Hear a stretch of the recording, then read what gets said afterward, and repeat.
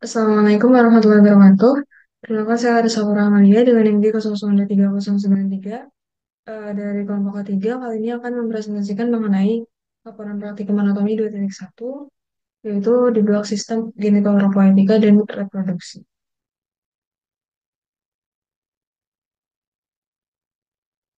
Oke, jadi topik pertama yang akan saya bahas yaitu tentang mekanisme ereksi dan juga ejakulasi. Oke, jadi pertama dari mekanisme ereksi dulu. Jadi mekanisme ereksi itu kan berkaitan sama sistem saraf parasimpatis. Nah, jadi rangsang atau stimulus seksual itu bakal diproses di hipotalamus dan juga hipokampus atau di sistem saraf pusat. Nah, impuls dari sistem saraf pusat ini kemudian tuh bakal dibawa ke efektor lewat serabut parasimpatis segmen sakral 2 sampai 4 atau NIL, CLNS, S2 sampai S4 kayak gitu. Jadi stimulus ereksinya itu bisa berupa rangsang di kulit penis atau lebih tepatnya di glans penis. Terus ada apa namanya hmm, vesika urinarinya penuh, terus ductus deferens penuh, atau bisa juga terjadi rangsang indera lain kayak dari penglihatan, pembauan, eh, pengecapan kayak gitu. Jadi intinya mekanisme ereksi itu eh, berkaitan sama sistem saraf parasimpatis di pokoknya serabut aferannya itu kan sama nervus tersalis penis itu bakal menuju ke sentrum. Sentrumnya itu ya tadi NILCLNS S2 sampai S4 gitu. Nah, sedangkan itu kan serabut aferen. Kalau serabut aferannya itu tuh sama nervi rigentes. Itu merupakan serabut parasimpatis ya. Jadi akan menyebabkan merelaksasi otot polos di corpus cavernosus penis.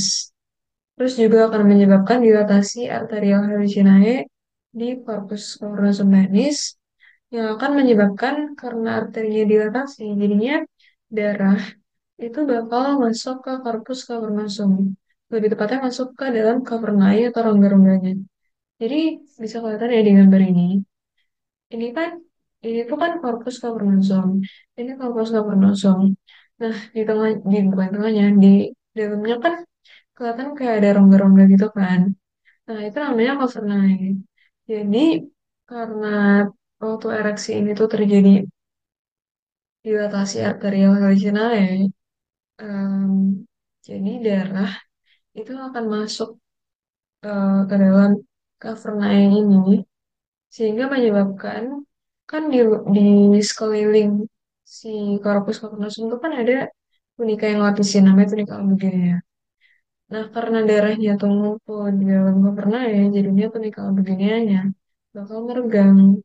Nah, sehingga akan menyebabkan vena-venanya yang menembus tunika itu bakal kejepit gitu. Jadi ya bayangin aja darah ngumpul di suatu tempat, tapi venanya kejepit, ya otomatis kan dia nggak bisa keluar. Jadi dia terjebak di situ selama beberapa saat gitu. Nah, ini tuh bakal menyebabkan em, baik panjang penis ataupun diameternya itu jadi lebih besar, jadi lebih panjang gitu. Dan ini bisa dikategorikan bahwa berada dalam posisi ereksi kayak gitu. Nah, selanjutnya kalau tentang ejakulasinya, itu kan berkebalikan sama ereksi. Jadi kalau ereksi tadi itu berhubungan atau berkaitannya sama sistem saraf parasimpatis, kalau yang ejakulasi itu sama sistem saraf simpatis. Oke, jadi dia sama sistem saraf simpatis dan um, sentrumnya itu di NIL CLMS segmen lumbal 1 sampai 3 dan ejakulasi itu terdiri dari 2 tahap yaitu emisi sama ejakulasi itu sendiri.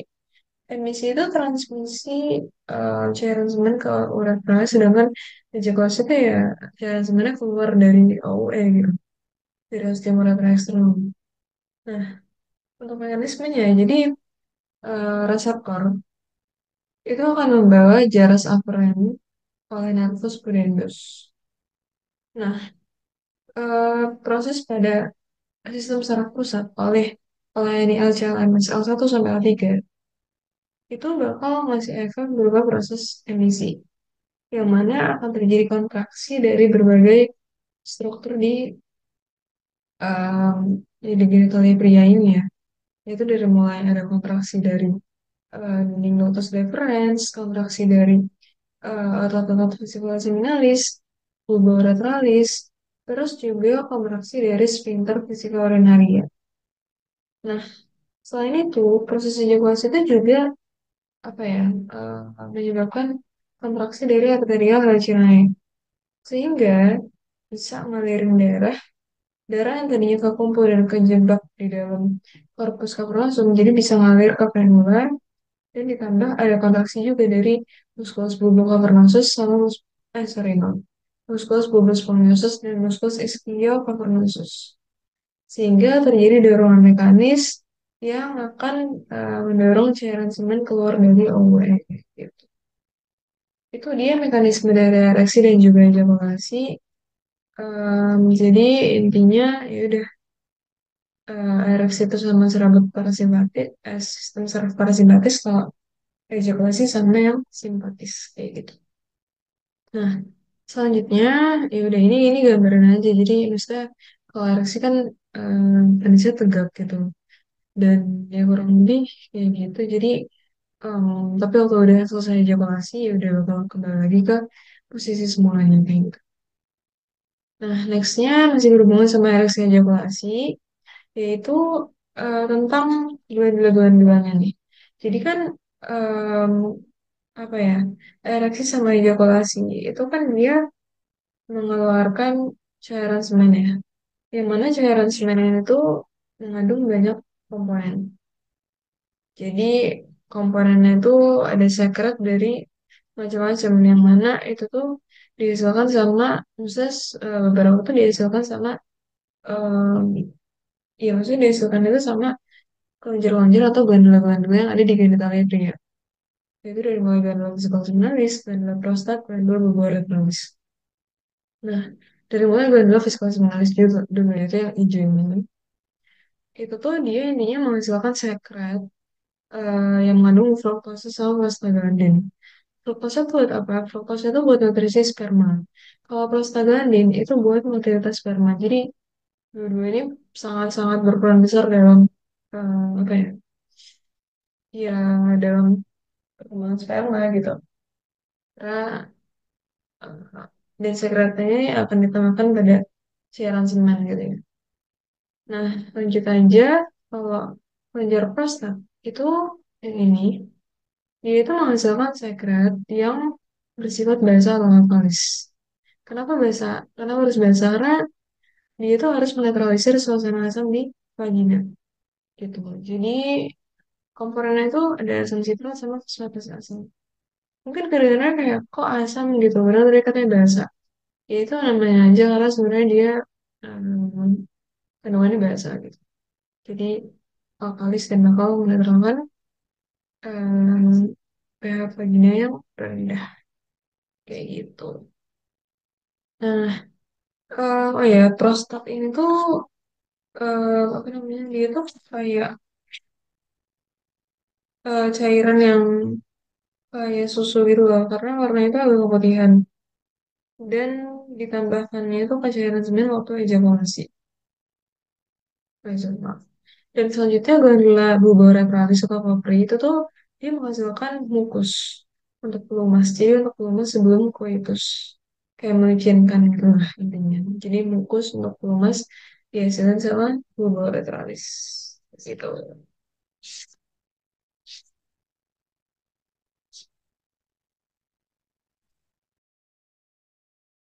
Oke, jadi selanjutnya yaitu topik yang kedua tentang fertilisasi dan juga implantasi. Oke, jadi di sini ada gambar tentang anatomis genitalia wanita. Jadi kalau tentang proses fertilisasi, terus sampai implantasi. Intinya kan kalau kita bahas tentang organnya gitu ya. Organ pertamanya kan bisa dibilang ovarium gitu ya. Nah, ovarium itu yang memproduksi ovum dan sebagai tempat berkembangnya folikel. Ini ovarium dan dia ini kan juga bisa kelihatan ya kayak ada ya mungkin kelihatan di sini kayak ada bolong-bolong gitu. Ini bolong-bolong. Itu sebenarnya tempat folikelnya gitu. Dan ini di sini juga ada corpus luteum, corpus albicans. Jadi em, ovarium itu sebagai tempat tumbuhnya folikel dari mulai masih folikel primordial, terus folikel primer, tumbuh jadi folikel sekunder, tumbuh lagi jadi folikel tersier, sampai jadi suatu folikel yang matang, yang namanya folikel de Graaff, itu tumbuh di ovarium gitu. Nah, em, ya intinya jadi di saat folikel itu udah matang, atau namanya folikel de Graaff, folikel itu nantinya akan mengeluarkan atau melepaskan oosit yang ada di dalamnya, oosit sekunder yang ada di dalamnya, bakal dilepasin dan terjadi itu peristiwa yang namanya ovulasi, ya kan? Nah, setelah itu ya udah, setelah itu karena folikelnya udah melepasin oositnya, dia bakal berubah jadi corpus luteum yang ini, terus bakal jadi corpus albicans langsung corpus luteumnya usianya udah mati gitu, yang sudah udah habis. Nah, eh, mungkin kan banyak yang ngira kalau antara ovarium sama si tubularina itu nyatu gitu ya, nempel. Tapi sebenarnya mereka tuh nggak nyatu. Jadi oosit yang dilepasin dari ovarium itu tuh gak yang terus kayak ngalir di sini gitu loh. Karena dia tuh sebenarnya jatuh ke kapula filmen, cuma dia tuh diambil sama ditangkap sama si Fimbria ini, yang kemudian ya udah bakal terus lah ya gitu. Nah jadi oosit yang udah ditangkap sama Fimbria ini itu kemudian bakal menuju ke infundibulum. Terus bakal sampai ke ampula atau fallopian. Nah, disinilah tempat yang sering terjadinya fertilisasi. Itu di ampula. Jadi, misal udah ada ovum di sini nih, di ampula, terus habis itu ada sperma datang dari vagina, terus ke cervix, terus ke uterus naik-naik, terus bakal nyamperin ke si oosit ini, terus ya udah bakal terjadi fertilisasi di situ, kita pembuahan di situ.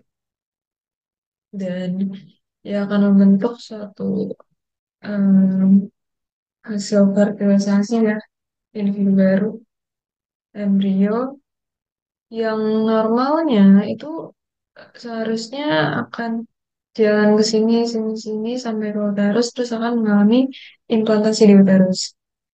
Tapi ada juga suatu kondisi lain yang mana em, setelah terjadi fertilisasi embrionya itu nempel, nggak implantasi di uterus. Melainkan dia implantasi justru di tubuh fallopi itu. Nah, itu merupakan salah satu contoh kehamilan ektopik gitu ya, atau kehamilan di luar kandungan. Yang mana sebenarnya bisa-bisa aja kehamilan di luar kandungan. Cuma ya bakal, yang gak lama juga bakal mati gitu. Karena gimana pun juga kan calon janin ini butuh nutrisi yang memadai ya, yang cukup untuk dia tumbuh dan berkembang gitu. Sedangkan kalau tempatnya aja nggak cocok untuk dia bisa tumbuh dan berkembang, ya udah nggak akan bisa gitu. Jadi udah disediain tempat yang layak dan cocok banget untuk tempat pertumbuhan dan juga perkembangan embrio yaitu di uterus dengan nutrisi sedemikian rupa, terus tersambung juga sama plasenta. Jadi kalau misalnya terjadi kehamilan di luar itu, ya itu tadi nutrisinya nggak akan cukup karena emang nutrisi yang cukup untuk janin itu didesainnya di uterus kayak gitu. Jadi intinya normalnya hasil fertilitasi itu akan menempel atau implantasi di uterus, di dinding endometrium, di di korpus uteri ini, dan dia bakal tumbuh sampai waktu yang udah cukup di mana kayak udah berkembang dengan seharusnya gitu, dan di sebuah waktu tertentu akan dilahirkan gitu. Dia akan turun ke cervix, terus bakal ke vagina dan terjadilah kelahiran gitu. Kayak gitu. Jadi intinya ya kalau proses dari fertilisasi terus em, apa namanya sampai implantasi itu ya intinya kayak gitu. Terus ya udah waktu implantasi itu kan akan yang kebentuk kayak morula, gastrula kayak gitu-gitu kan. Ya intinya em, apa namanya secara anatomisnya itu perkembangannya perjalanannya kayak gitu. Jadi dari ovarium menghasilkan folikel, folikel akan bertumbuh sampai jadi folikel yang matang, folikel bergerak akan melepaskan oosit sekunder yang kemudian bakal ditangkap sama pembria, terus bakal jalan sampai ke ampula. Biasanya di ampula terjadi proses fertilisasi yaitu pertemuan sama spermatozoa yang masuk lewat vagina, terus ke serviks sampai ke ampula, ketemu terjadi fertilisasi atau pembuahan bentuk calon zigot ya. Kemudian bakal berjalan ke isthmus, ke paras uterina, menuju ke uterus, dan terjadilah implantasi di uterus. Itu. Jadi, dan implantasinya, ya itu akan membentuk, apa namanya, morula, gastrula, kayak gitu. Dan nanti saat di waktu-waktu yang, eh, apa ya, ya emang udah cukup usia gitu ibaratnya, ya si, apa namanya, zigotnya akan lahir gitu melalui dia akan turun lewat cervix uteri terus akan ke vagina juga kayak gitu. Nah jadi eh,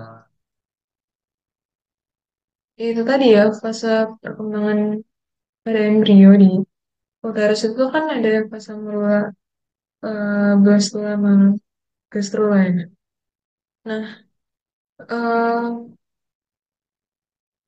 ya udah intinya mereka intinya itu tuh kayak akan mengalami pembelahan aja gitu.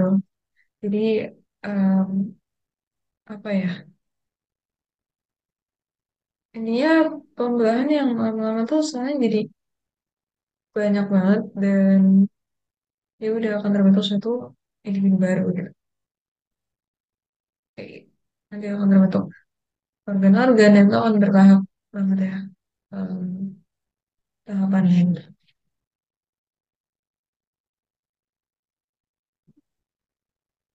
Oke, selanjutnya itu tentang mekanisme berkembang dan juga alur perjalanan urin gitu ya.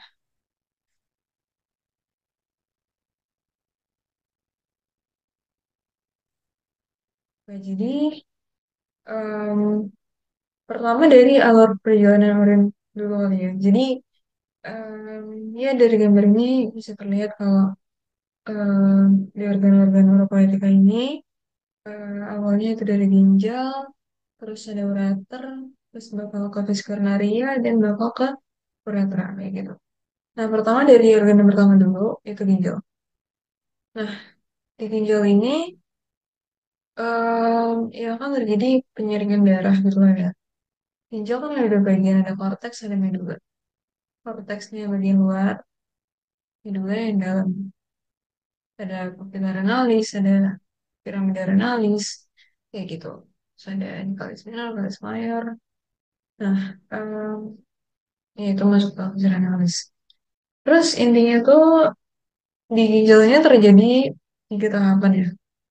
Tiga tahapan itu tahap pertama filtrasi, penyaringan darah, tahap kedua reabsorpsi, tahap ketiga itu augmentasi atau saturasi. Tahap pertamanya dulu yaitu tahap filtrasi. Jadi filtrasi ini kan terjadi di glomerulus ya. Jadi ya intinya terjadi penyaringan darah supaya zat-zat yang ada perluin itu bisa dibuang ke urin gitu. Jadi cuma hasil dari filtrasi ini kan masih berupa urin primer yang mana bukan urin sesungguhnya gitu. Yang bakal yang mana di urin primer itu masih ada zat-zat yang penting yang perlu untuk diserap lagi gitu. Nah, makanya ada tahap yang kedua yaitu tahap reabsorpsi. Yaitu di tubus proksimal, tubus distal gitu. Itu zat-zat yang ternyata di urin primer tuh masih diperluin, masih penting. Itu tuh bakal diserap lagi. Itu contohnya kayak air, terus em, protein, asam amino, glukosa, kayak gitu-gitu bakal diabsorpsi. Sampai terbentuklah urin sekunder. Nah, kemudian bakal masuk ke tahap augmentasi atau sekresi. Yaitu urin tadi yang udah direabsorpsi itu bakal disekresikan. Bakal dia dibawa lah menuju ke lapis renalis dulu, terus habis itu turun ke ureter. Kayak gitu. Itu proses penyaringan darah, pembentukan urin di ginjal. Nah, urin kan terus sudah masuk tuh ke ureter. Ini kan ureter. Lanjut aja. Nah, ureter ini. Jadi, ya, fun fact, di ureter itu ada tiga penyempitan. Yaitu pertama di ureter pelvic junction. Itu ya antara si pelvis renalis sama ureter ini gitu. Maksudnya perbatasannya gitu lah ibaratnya. Kedua, itu di bifurkasio arteria comunis ya. Itu ini. Ini kan arteria comunis kan. Terus, ya ini. Ada penyempitan di sini. Dan yang ketiga yaitu waktu memasuki vesika urinaria. Sini. Jadi udah termasuk ke fisika urinaria tuh nggak yang benar-benar lurus gitu. Tapi dia tuh kayak miring agak oblique yang kayak nyerong gitu loh. Kenapa? Karena ya supaya nggak terjadi reflux urin ke ureter gitu. Kayak gitu. Intinya ya urin jalan sih.